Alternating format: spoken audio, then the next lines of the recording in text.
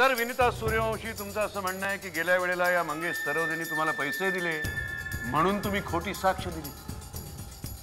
हो, म्हणजे तेव्हा मला पैशांची गरज होती. नाही, बरोबर आहे.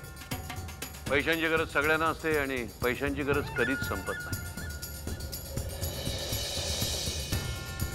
मग मला सांगा, त्यावेळी जर पैसे घेऊन तुम्ही कोर्टामध्ये बोललात, नाही खरं खोटं आपण सोडून देऊ, पण जे काही बोललात तसंच जर आत्ता झालं असेल तर? म्हणजे त्यावेळेला ह्यानी पैसे दिले म्हणून तुम्ही खोटं बोललात, तसं आता मनस्विनीकडनं पैसे घेऊन तुम्ही बोलला असलात तर?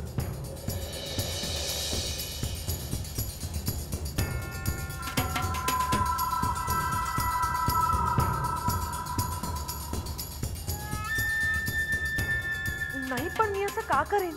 का नाही? एकदा पैसे घेऊन न्यायदानाच्या या पवित्र मंदिरामध्ये खोटं बोलल्यानंतर तोच माणूस दुसऱ्यांदा काय नाही करू शकणार?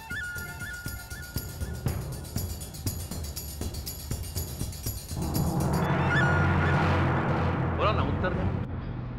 नाही सर, मी मनस्विनीकडनं पैसे घेतले नाहीये. मी खरं बोलतेय. मागच्या वेळेस मी खोटं बोलले, याचा मला खरंच खूप पश्चाताप होतोय, म्हणून आज मी खरं सांगायला आले.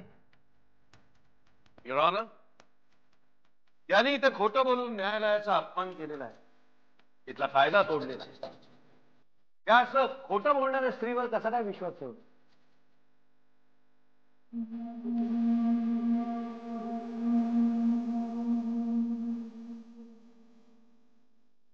माझी अशी ठाम खात्री आहे की यानं इथे पडवून पैसे देऊन खोटी साक्ष देण्यासाठी उभं केलेलं आहे.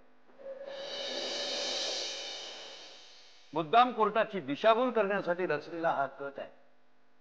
That's all your honour. नाही, तसं नाही.